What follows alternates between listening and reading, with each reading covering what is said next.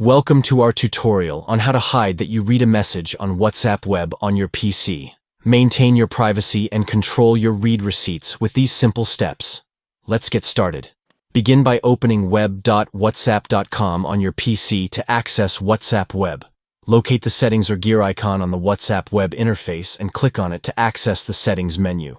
Within the settings menu, find and click on Privacy to manage your privacy settings. Look for the option labeled Read Receipt, and uncheck the box next to it. By unchecking the Read Receipt option, you are disabling the feature that notifies others when you have read their messages. By following these steps, you can hide that you read a message on WhatsApp web on your PC, giving you more control over your privacy and message interactions.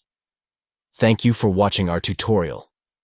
Enjoy maintaining your privacy and managing your read receipts on WhatsApp web, ensuring a more discreet and personalized messaging experience.